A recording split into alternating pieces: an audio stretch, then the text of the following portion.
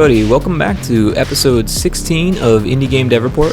Today I've got an interview with Joel Potter, founder of Studio Primitive, who's working on Attack of the Karens. Before the interview, I'd like to go over some news and shout out a project real quick. In the news, I'd like to grumble for a second about the new Game Maker Studio subscription model. You may have heard by now that they'd begun doing that, which seems like a terrible move if you ask me. And what's also terrible is that they're acting like it's now free in all of their marketing. Yes, you can download the engine and use the application for free, but you can't compile without paying at least $9.99 USD monthly or $100 yearly. That's the indie tier, which allows for desktop, web, mobile, and universal Windows platform exports. The enterprise tier is $79.99 USD monthly and $800 yearly. And all that extra money, all of it is just for console ports. That's the only difference between the enterprise tier and the indie tier, just that you can port to console. This seems outrageous to me. In a market where the competitors are actually free and still allow you to compile, yeah, that just doesn't make sense. I couldn't see telling a student to use Game Maker under the current model. Unity, Unreal, and Godot are just a few great choices that are actually free and allow you to share your work so you can actually start to learn game design. Because that's kind of important. That's enough grumbling on the topic. I'm not even a Game Maker dev, and you can see that I'm kind of upset by this. I can only imagine how Game Maker devs feel.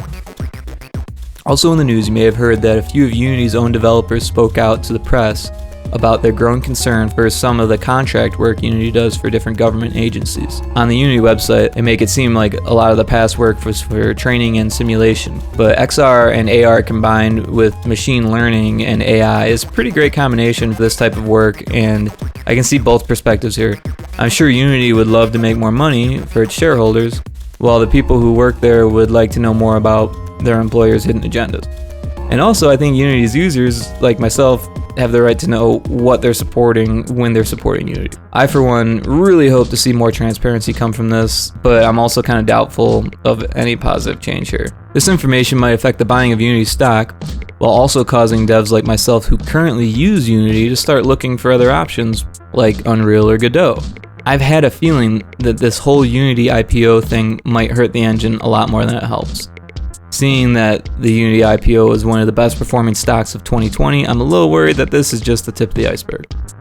So next, real quick, I'd like to talk about Summer of 58, which I have not played. I don't know much about the game. I'm assuming it's a horror walking simulator. The reason why everyone knows the game is because it was getting refunded. Apparently there is a time window to refund a game on Steam, and apparently this game could be completed well within that 2-hour window. I read some reviews, and this game is $9 in the US and was on sale for almost $7 for a little bit. And it's really terrible to hear people exploiting this, but it's also really hard to defend this particular case because of all the things I've read. Basically, people are saying that it's unoriginal, repeats the same jump scares, and not worth the cost. Clearly, the idea of a free $10 game caught on. So I guess it makes sense that the dev's tweet, which was essentially crying out that they're about to quit games altogether, caught on as well. It's great to see people support the dev because it looks like with the positive reinforcement they got, the viral tweet will make back the development costs, which appear to be minimal, despite the fact that the game may not actually hold up on its own. This does send a very strange message. I hope this doesn't start a trend of devs complaining about their users on social media. A smart dev would rely on testing rather than complaining. Also, I don't recommend making an experience where some players may not play for more than 2 hours and still consider the game finished, and then uploading that experience to Steam hoping to turn a profit. And it doesn't make a lot of sense. Go ahead and make what you want, but it's pretty clear that most of Steam's users like longer experiences. There are great places for short sub 2-hour experiences like itch.io. That's my personal favorite. You can sell your game to a community that's less harsh, less entitled, more helpful, and more willing to donate. Maybe build it up into an experience that's designed for multiple sessions and then put it on Steam. Obviously, I'm against refunding games exploitatively. In all honesty, I've never refunded a game. I didn't even know that it was a thing until a few years ago when I finally heard about it. Refunds on games are pretty much obsolete, considering games get patches, all the system requirements are right there, and you can go online and watch people play the game or talk about its flaws even before buying the game. But I'm not against refunds. If you honestly think you deserve a refund, then go for it. I will say this. Nintendo doesn't offer any refunds that I'm aware of, and I don't hear a peep from anyone. Okay, I think that's enough news. Real quick, there is one game I was talking about with my friend, you may remember, Techie Crow, who co-hosted a show back in Season 1. This game, Paralives, I've wishlisted that looks really cool. It basically looks like The Sims, but it's indie. You can build a custom house and basically do a bunch of Sim stuff, with more customization and a mod community. My thoughts go right to City Skylines, which everyone knows is great. It's kind of addicting, but it's great. I've played a ton of it, and it's like a better, more advanced indie version of SimCity 4. So I'm thinking Paralives might be essentially the same thing, but a more advanced indie version of The Sims. Their Patreon is going crazy strong. I imagine they have an insane number of wish lists, and it seems like the devs are set up to take their time making something that's well polished that everyone can be happy about when it finally releases. Keep your eyes on Paralives. Okay, I feel like I said a bunch here, and I can't wait to share this interview on the super cool, almost Game Boy style side-scrolling shoot 'em up with a comedic theme, Attack of the Karens.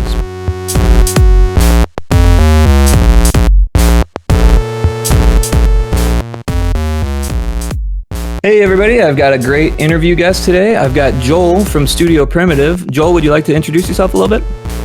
Yeah, I'm kind of a 30 plus game developer. I'm 37. I've got 4 kids and I'm married, live in Utah. And like you said, my name is Joel Potter. I started Studio Primitive about, probably about a few months ago. I think it was the beginning of this year or so. And yeah, I've done a couple of small games, just a couple of itch.io games, and working on my first major release, which is called Attack of the Karens. And yeah, but hopefully that's not where it's going to stop. I've got a lot of good ideas to move forward, and this is just going to be the first of hopefully many games that I'll be able to put out. 4 kids, that's a lot. I had no idea. Yeah, I've got 4, and they're young too. They keep me and my wife really busy. We've got a 9-year-old, an 8-year-old, a 5-year-old, and a 2-year-old. So yeah, we're extremely busy. I get most of my dev time in at night after they're in bed, or sometimes I'll wake up early in the morning and get about an hour done before work. And yeah, during the day, it's pretty much impossible to do anything. So yeah, I just kind of have to, make a good use of my time and schedule it out so I can get the most done in the shortest amount of time. You must have a real passion for games, though, to continue working, even though you've got so much on your plate right now. Yeah, I do. I mean, making games has been something that I've always wanted to do. So, when I was young, when I was a kid, I loved Mega Man. I grew up in, the late 80s, early 90s when the NES and Super NES were huge. And so I got to live through all those games coming out, buying them at the store, taking them home, unwrapping them, popping them in your machine and playing with your friends and figuring all that out. And so that's kind of why a lot of my games, well, I guess all of them, kind of go towards that retro vibe. And I've always loved video games from a young age. And me and my brothers, when we were young, we loved playing Mega Man. And we would draw our own Mega Man levels out on, graph paper or just notebook paper, whatever we could find. And we'd come up with our own Mega Man bosses. And yeah, we'd draw sketches of them and stuff like that. And we were just obsessed. And we'd play Street Fighter out in the backyard on the trampoline. And I always wanted to make video games. And then, I got sidetracked by life. I got a career and I went to college and got an engineering degree. And then recently, I've been graduated now for about 5 years. I've had kids. We've finished having kids. We're done there. And I just decided, what's the next thing I want to do? And I started to think of ways to make side income. And if anybody thinks game development's a good side income, it's not. It's a long road, but it's something that's very interesting to me. And I could make a little bit down the road, but that's not really the point anymore. The point is just to kind of explore, my creativity. And it's opened up so many different options for me. And it's so accessible now, like with Unity and Unreal and all these, Godot and all these other engines that are out there. It's so accessible to be able to become a developer now, where before when I was growing up, it was super difficult to do that. You either had to have a lot of money or you had to be a programming genius to do those kinds of things. Sure. And so now people have watered down the tools so much that you can learn Unity in a matter of months and be up and going making your own game. And so that kind of caught my eye once I learned about that, because I hadn't really looked into game development at all, and I recently did, and that's when I was like, I could make my own game. This is really cool. I dabbled around in like RPG Maker before, and that was fun, but the tool was so limited. It kind of bottlenecked you into just making RPGs, which is great. RPGs are fine, but I wanted to do something that was kind of a little bit different and kind of just basically have no rules. And Unity, which is what I'm working in for Attack of the Karens, that's allows me to do that.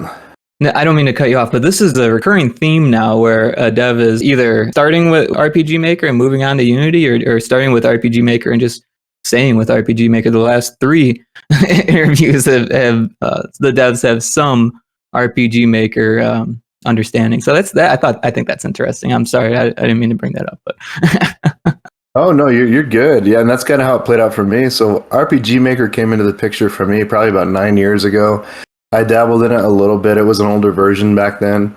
And I had this, huge epic RPG that I wanted to make, and I never got it done. I got some of the art finished, and I got some of the levels done, but it never really came to realization. But then from there, I just kind of stopped for the last few years until I found Unity. But yeah, RPG Maker was kind of where I said, hey, I could make my own game. This is kind of cool. And then it kind of fizzled out. But Sure. Now, with a degree in engineering, that must have helped a ton as far as being able to sink your teeth into it. Yeah, so I mean, there's a number of things that helped me in game development that I learned in college. So first and foremost, the thing that translated best was probably programming. We did robotics programming in college, where we built a volleyball playing robot. And so I learned C++ doing that, and we learned a lot about mechatronics and motors and that kind of thing. And we had to develop the code to drive all those different things using a PCB. And that was really fun. I really, got excited about the engineering side of things and the programming side of things for that. And I learned things, like code structures, if loops, for loops, those kind of different logic statements. And that translated really well into learning C#. C#'s a lot easier to learn than C++ is. I also learned a programming language called MATLAB, which is kind of more of a scientific language, and it's used for like running numbers, making spreadsheets, calculations, and building graphs off of big libraries of data. And so all those kinds of things that I learned in engineering school translated pretty good into programming. The one side that I didn't really get to learn a lot, though, was the art side. And so being an engineer, it's all technical stuff. The art thing, I kind of had to just, figure that out on my own. I feel like a lot of people in your situation probably would outsource the art, being, engineer, have the degree, probably have a decent job if you're an engineer, right? And what's interesting to me is that your art is amazing. Thanks. So obviously you must be doing some type of art on the side, or you got to have some type of art mind. And it's great that you trust yourself enough to do your own art, because I think it's fantastic. Well, that actually means a lot coming from you, because I know, you studied art, and we've kind of had conversations about that a little bit. Sure, but you don't need to have studied art to be good at it. I guess not. Some of it is just, picking up a pencil and kind of getting my thoughts down on a sketch and developing it from there. But I did take a couple of Udemy courses because I knew I was kind of behind the curve in terms of those things. And so I took a pixel art course. It was on sale for like $15. And so I snagged it up. And I also took a character drawing course. Again, I waited until things went on sale. I snagged that one up for like $20 or something. And it was what you would recommend is Udemy? Yeah, if you can find them on sale, normally they're pretty expensive. They're like $150. But oh, wow. If you can find one on sale for like $15-$20, you can learn a lot of good stuff. So the pixel art one really kind of taught me a lot about drawing in 3 dimensions in terms of shading things correctly, Sure. and getting highlights, lowlights, and that's really what brings 2D art to life, is making sure that you think in terms of depth. Yeah. And once you kind of get over that curve, your art really starts to kind of take off. And my first couple of pixel art pieces, I didn't really do that, and they looked flat. They looked okay, but it looked more like Atari sprites and that kind of thing, where it's just really flat things moving around, which is fine. If that's the art style of your game, that's great. But Sure. I wanted to do something that was a little bit more mature, a little bit more sophisticated, and so I pushed myself to kind of learn, okay, the shading part of it, and now I'm learning, things like complementary colors, and there's all these cool different techniques you can use with pixel art that I'm continuing to learn, because I hadn't quite finished the course all the way before I dove into making the game, and so now I'm going back and kind of retaking that course and learning some things that maybe I missed the first time around. But yeah, I'd recommend that to anybody that's looking to start pixel art, and they have some on orchestration for different compositions for gaming and that kind of stuff, for music and all kinds of things. So That sounds super helpful. yeah, it was. Now, the music. Now, you mentioned that the music, but now you're outsourcing the music. Is that correct? No, I'm doing the music myself. You're doing the music yourself. Okay, it was the trailer that was outsourced then. Yeah, so the trailer, I just bought a song just for the trailer, because I wanted to get the trailer out there. I wanted to get the Steam page up, and so I just went on to Pond5, and I found kind of a song that I think fits the theme that I eventually want to go to, because I am a musician. I see. On the My side. mistake. Oh no, you're good. I've been doing that since I was about 12. I played in a band. I play bass guitar and a couple of That's other awesome. instruments. So, I love bass guitar. yeah, it's been tons of fun. So I decided I was going to do the music myself, because that's, again, one of the most fun parts for me, having been a musician for a while, is writing music. And so, That's fantastic. yeah. So it's kind of all me, except for I've hired out the voice acting on a couple of different parts. So Very cool. Very cool. Yeah. And how's that been coming? Is that like something that's later in development, or is that something that you've already started working into it? So I've ordered a couple of lines for the demo. The demo, my deadline to get that up is probably mid-September. I'm trying to make the Steam Fest, the next fest for cool. for October this year. So I've got to get that in by September. And I was lucky enough to find a couple of very talented voice actors that have helped me out a lot with bringing, different personalities to the characters and that kind of thing that are in the game. And so I've ordered a couple of lines from them just for the demo, and there's going to be a whole slew of new lines I'll order for them once the final game gets going. Cool. Anyone you want to shout out? Yeah, so there's Kelsey Mayer has been the one that's going to voice the different Karens, and she's awesome. She's extremely versatile, and if you get a chance to check her out, she's awesome, and her prices are really reasonable too, which I appreciated as an indie developer.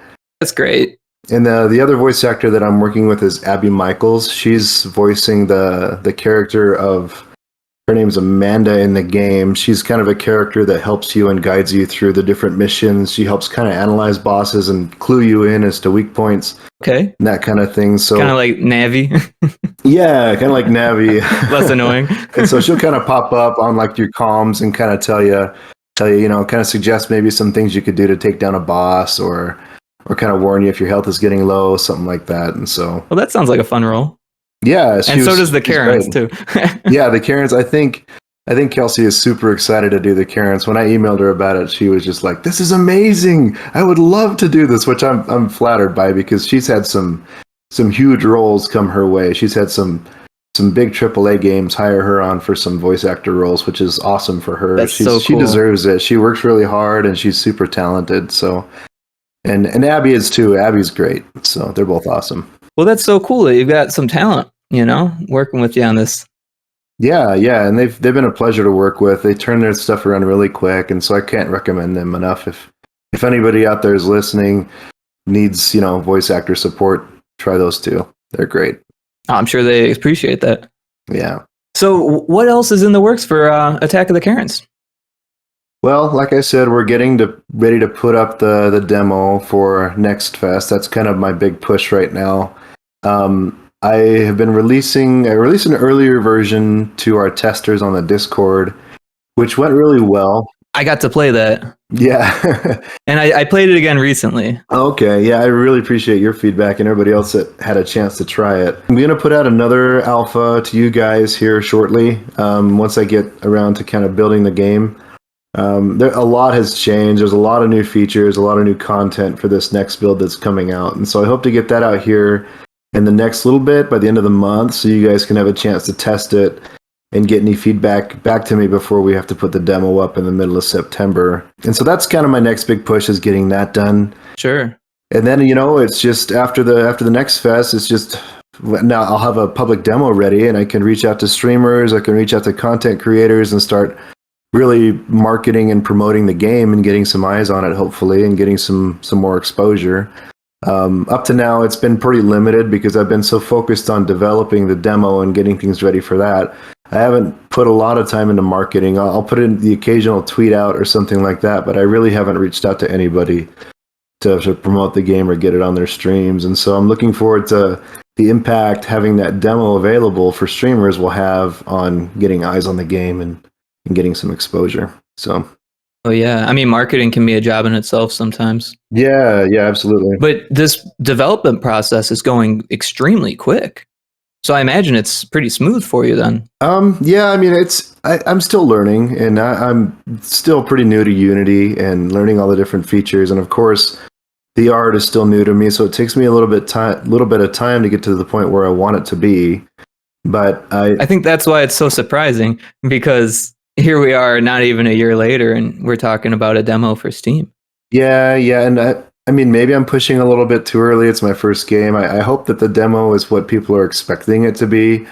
I've kind of, pinged the Discord a little bit to say, what do you guys think in terms of length? And people have kind of said, maybe game jam length, something about 10, 20 minutes or so. And that's kind of what I'm shooting for, to have something about that length. So I think that's acceptable. Yeah, and so I mean, if that kind of meets with what people's expectations are, then I guess we're in line with where we need to be, which is pretty cool. And that's kind of the reason I chose a shmup, is because I kind of knew development would be a little bit easier for that. It's not the most complicated game mechanically, as say compared to like an RPG or something like that.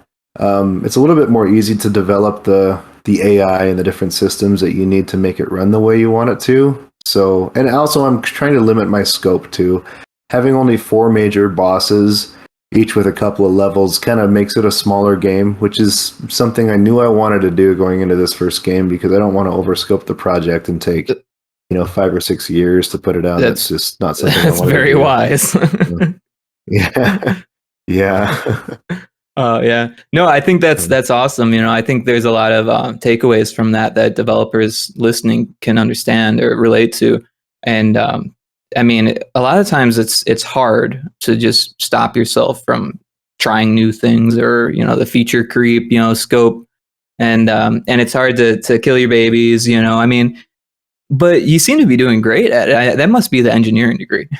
Yeah, it really is. A lot of it is learning that thing on the job, where you have an idea for a design as an engineer and you want the world, but you don't have the time to do it, and you don't have the budget to do it, and so you have to cut it out. And so in order to meet deadlines, you have to say, well, what's necessary? And in engineering, you talk about must-haves and nice-to-haves. And so I think about, what is the must-haves for this game to make it successful? And what are the nice to haves? And I try to get as many of the nice to haves as I can in there, such as really polished art, and that kind of thing, which just helps sell the game and makes people excited about it. And some of those are must haves. I mean, your game has to look good to get eyes on it.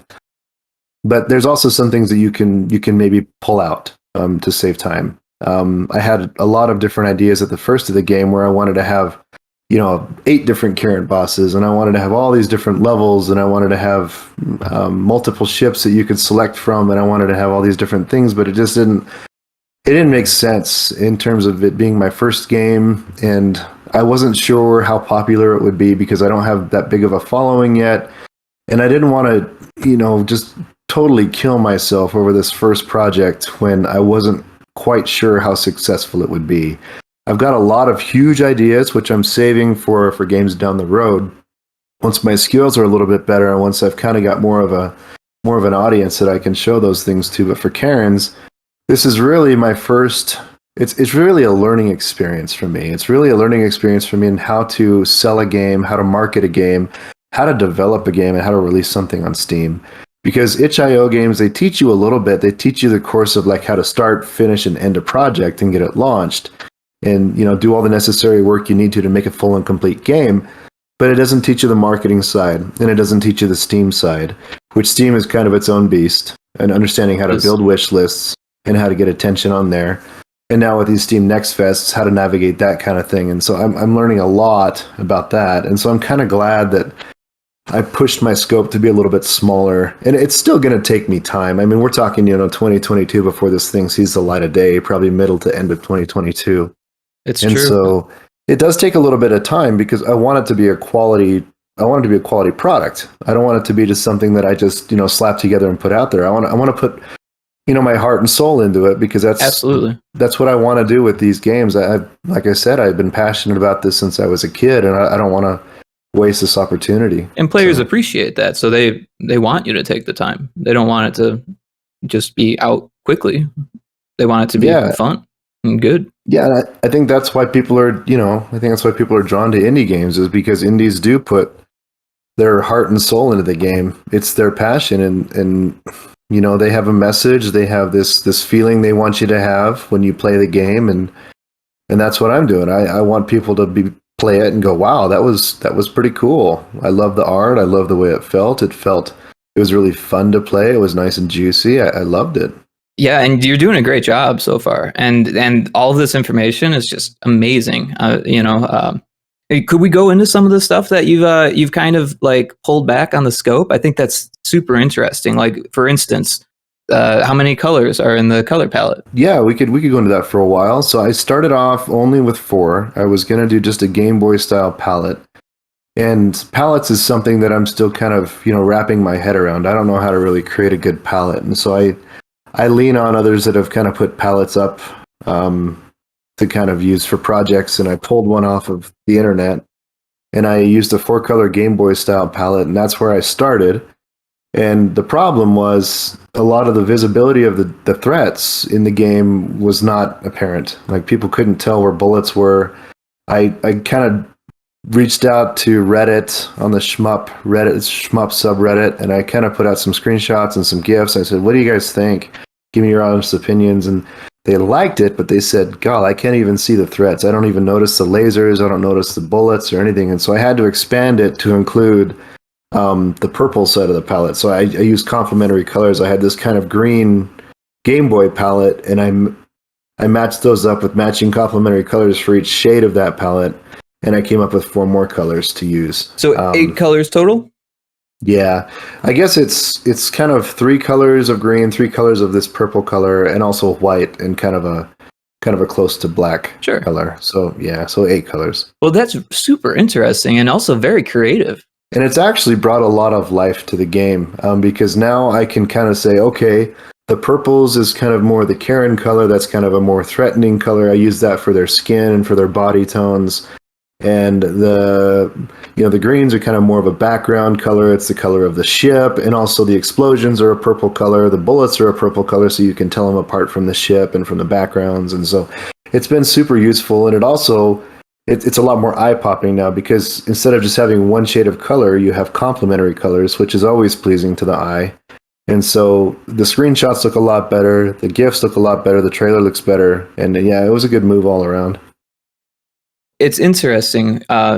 Purple has a little bit of red in it, right? So it's a little bit warmer than green, but green's got a little bit of yellow, so it's a little bit warmer. So your palette's on the warm side, but you've got your purples, which are actually, I've seen the art, are actually quite grayed, which is really fantastic as an artist. Like, to gray your colors is like awesome.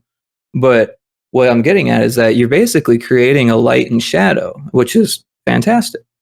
But also, yeah, well, it's cool. Doing the job of keeping your eyes on the target and the threats. Well, yeah, as an artist, you would know these things where I just kind of winged it. And I guess I happened to get lucky on it. So if it works, then it works. Well, I think part of it is just trusting your intuition, and when you see that it doesn't look good, and do something else until it looks good, right? Yeah, for sure. Yeah, and so I guess I was lucky enough that this came out and looked good enough to go with. So I think you're doing great. cool. Well, thanks, man. I appreciate that. Yeah. Anything else that you had that you because you said you thought about different ships and stuff like that? Were you saying? And Yeah, so at first I thought of a whole different bunch of different blasters and different weapons you could have, and I was, I've decided on a few. So you will be able to customize your ship by getting different guns on there. mhm. But at first I wanted to have, you could have time guns where you could slow down time, and you could hit an enemy, it would slow them down, that kind of thing, and all these cool different mechanics. And you would have a gun that would absorb debris that comes off of these enemies as they die, and you could reflect it back at them, and you could use it as a shield to stop bullets. And all those things are really cool ideas, but they just take a lot of time to figure out, programming wise and mechanically. And I think they would have been cool, and maybe there's a patch in there somewhere later, or a DLC or something, I don't know. But I just didn't. It just felt too complicated and too overwhelming to think about putting all that in the game. And so I said, well, I'm going to have some different variations of guns. There's going to be 4 different kinds of guns, each with like a stronger version of the gun, that you can build in the game. And that's kind of where I'm stopping it, right? So kind of 8 Sure. different types of guns total, which I think is a lot for people to choose from anyway. I agree. Yeah, that sounds like a good number. Yeah, and then I had a bunch of different Karens that I wanted to put in there. So right now there's 4, and that's where it's gonna stay. There's Marva, who's the grandma Karen, and she's kind of like the lady down the street that knows all the gossip of the neighborhood and cooks better than anybody else. And they're actually a family. So Marva is the mom, and then you have the oldest one is named Tiffany. She's kind of the corporate Karen that would likes to cut labor and cut people's jobs and that kind of thing, and would kind of backstab you to get a promotion, that kind of person that you find in the workplace. And then there's the influencer Karen, who is Jordan, and she's kind of your typical bratty influencer who wants everything for free and freaks out if they don't get it. And then there's Cassie, who's a suburban Karen, and she's kind of the one everybody thinks about, that lives at Starbucks, that is the bane of all the retailers in the area and that kind of thing. And she's the typical soccer mom, and her kids are always better than everybody else at everything. So I wanted to have that a you lot got more. the characters down. Yeah. And that's kind of going to be a fun part of the game, I think, is having their personalities come out when you're fighting them. And Kelsey's, I've talked to her a lot about that, and she's super excited to bring those characters to life. But I wanted to have a lot more. I wanted to have a really rich one that lives downtown that has kind of one of those long Paris cigarette things. And there was a couple of ideas. One that was really, really overweight and couldn't move and had crab legs and was crawling around. And I don't know. I had a bunch of different ideas for that, but they didn't. I just had to limit it. I had to just kind of step back and say, these are cool, and they might be really fun for people to see in an enemy design, and they'll be really unique and new, but I just don't have the time. Sure. I've got work, and I've got kids. I've got a life that I got to live. I think that's a really smart way to do it. Like for me, I keep a notebook or just scraps of paper, or not scraps, but pieces of computer paper that I organize, and I'll just write stuff down. Or if I'm not quite understanding my own mechanics, I'll visualize them. Because I'm a visual person. Yeah. But I think for me, I just kind of come up with an idea pool, right? Yeah. And it's good to have a big idea pool, because you kind of want to know what's good and what's not. And the more you have to choose from, you can kind of see what's on the line, where you draw the line, right?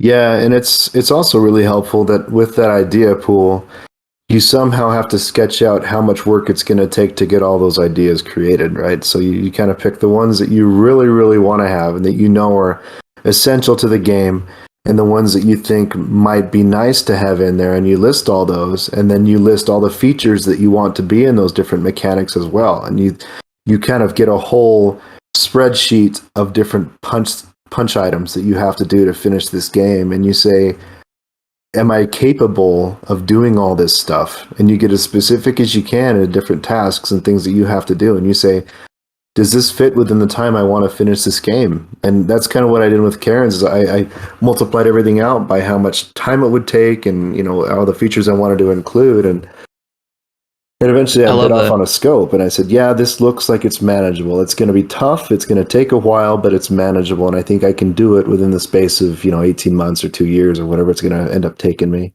Honestly, So, that sounds like the perfect prescription for feature creep, yeah, because it's right then that it gets really tempting, when you're deciding, is this worth it? Should this be a major feature, yeah. And you also got to remind yourself too that although it might sound awesome to you to include this feature, it might not be worth all the extra work it's going to take to put it in the game. It might be. I don't know. It depends on the feature, but you already have an awesome, solid game going for you. How much more is it going to add to the game by adding that one feature, or is it going to be awesome without it? And just more worth it to just get the game out there and get people playing your game. So that's kind of the balance you have to think about when you're thinking about adding new features too. And you just got to hold the line and say, no, I can't add anything else. I gotta go with what I got. And I got to get the project done. I've done that sometimes with enemies where I'll say, oh, it would be really cool to have this enemy where there's like a handbag opening up and a little chihuahua comes out of it and starts biting you or something, for one of the Karens. And I was like, oh, that would be cool, but is it already like another enemy that I have? And how much impact is a new enemy that's pretty much a clone of another enemy going to have on the game? And so that's kind of the game I play of thinking about if it's valuable or not and being able to weed it out. So. Yeah, those are great questions to ask, to figure out if a certain mechanic or an enemy like actually fits the core. Yeah, or if it adds anything new. Like if there's already something in the game that's just like it, why go through the work of all the new art, all the new animations, programming all the movement paths and all that kind of thing to be able to just kind of have a similar enemy? Sure. So what kind of things have been challenging in this process for you? Like the whole dev process? Finding time has been challenging because that's probably my biggest struggle is being able to get a dedicated schedule set to work on the game. Because life, like I told you, I'm busy and life happens and it's so easy to just set aside the game and say, well, I'll work on it tomorrow.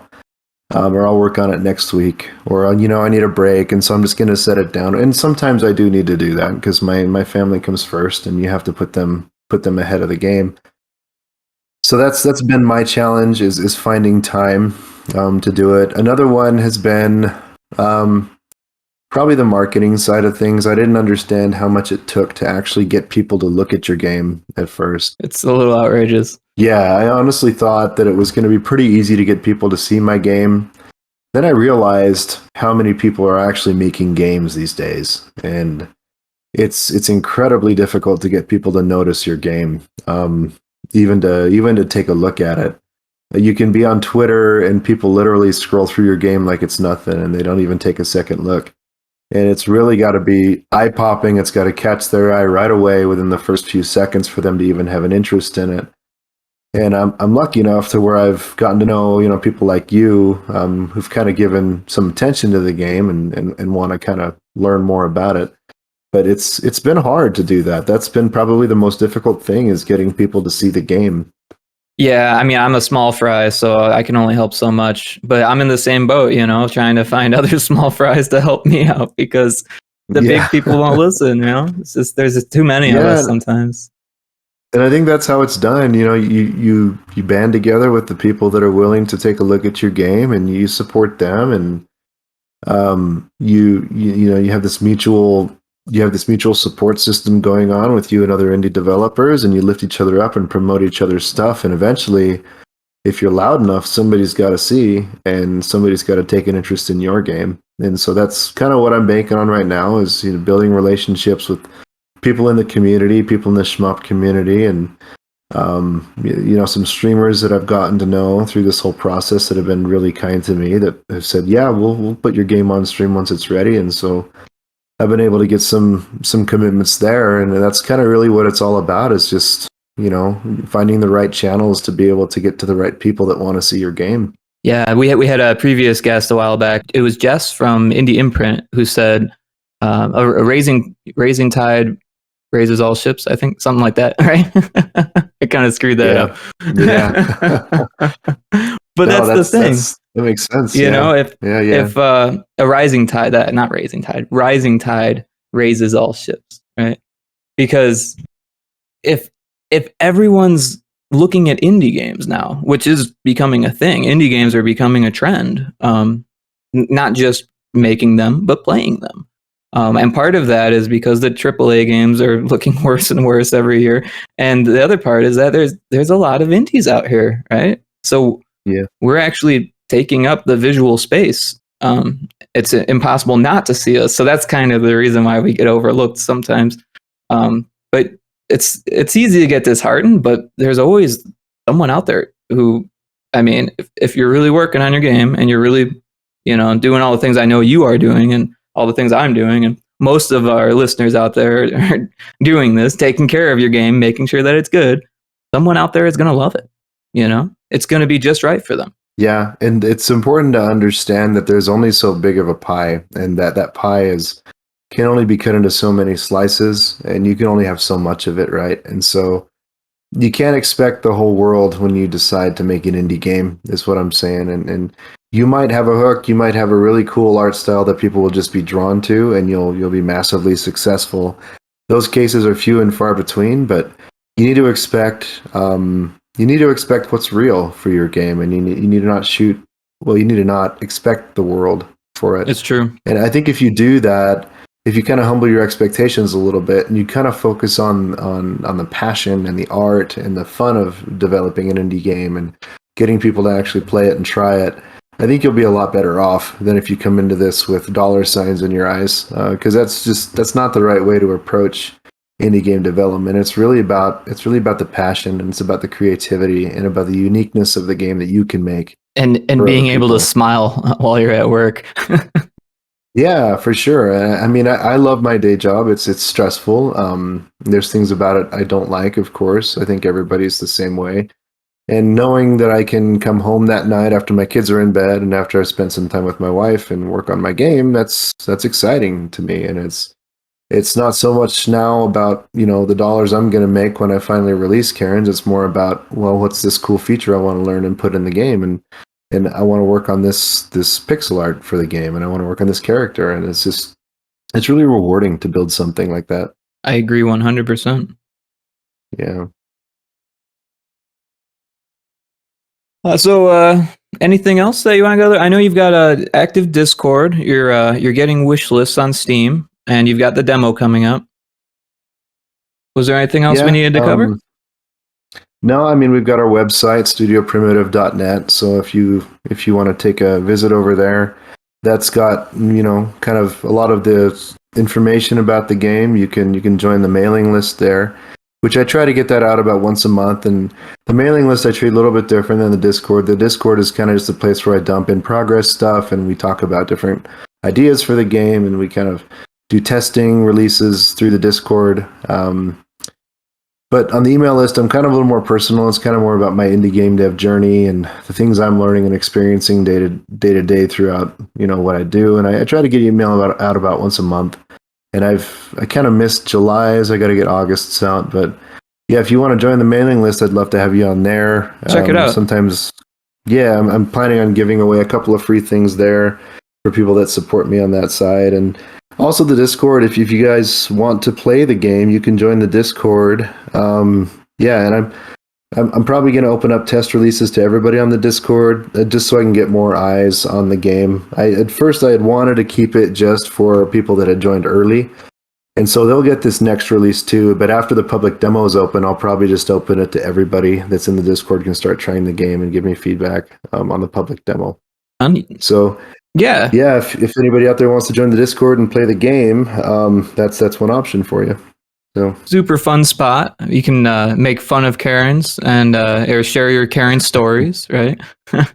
Yeah, we got Karen memes channel, we got Karen stories channel, we got all kinds of stuff. And so part of the game is the KDF, the Karen Defense Force. That's what you part of as you play the game. That's what you're doing, is you're fighting for the Karen Defense Force, fighting against these Karens. And so the members of the Discord are the KDF. So become a member of the KDF and come help us fight against the Karens.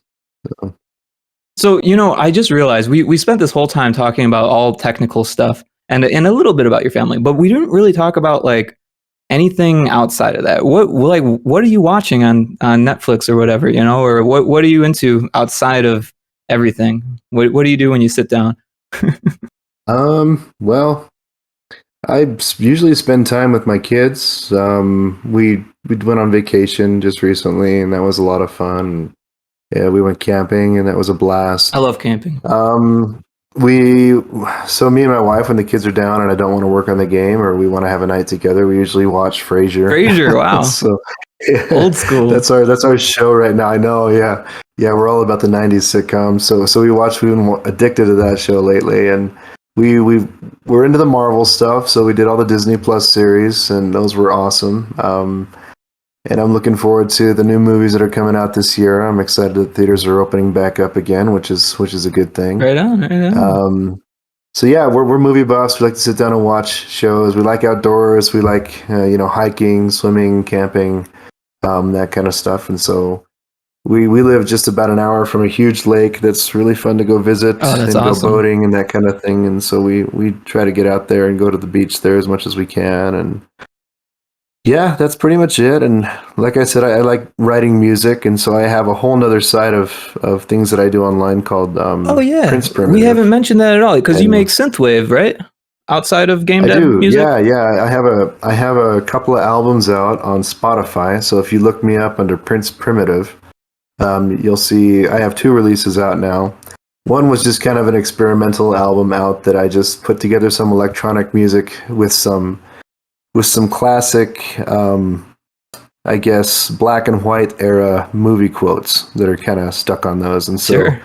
that's another thing that I'm way into is old classic cinema. And so I love that era of cinema. So I kind of blended that with electronic music. It was kind of an experiment that I did.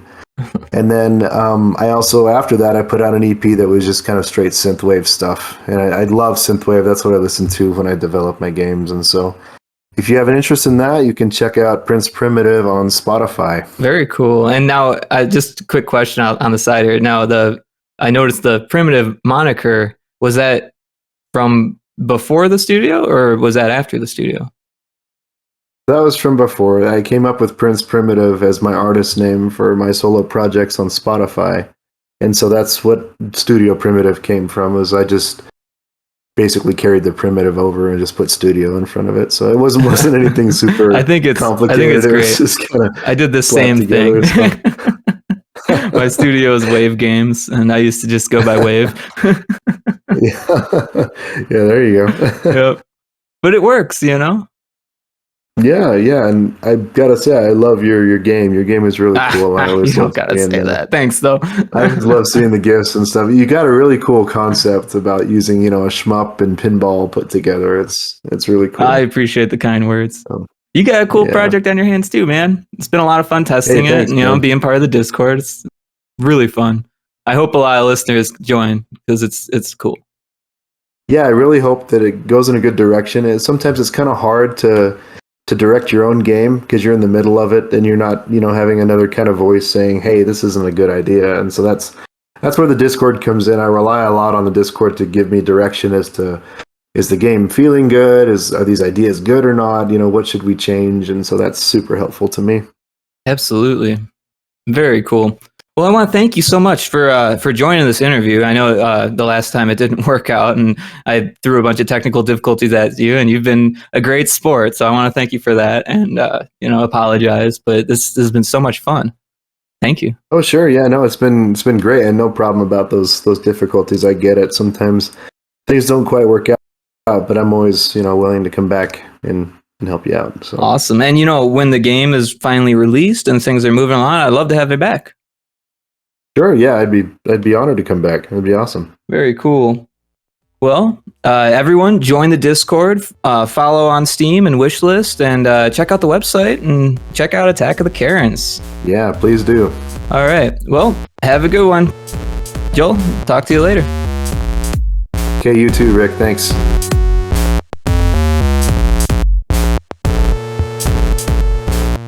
Thanks everyone so much for listening. Definitely go wishlist Attack of the Karens, and once the demo is up, probably very soon here, grab the demo, join the Discord, and let Joel know what you think. Alright, that's all I have for you today. Thanks again everyone, and have a great rest of your day.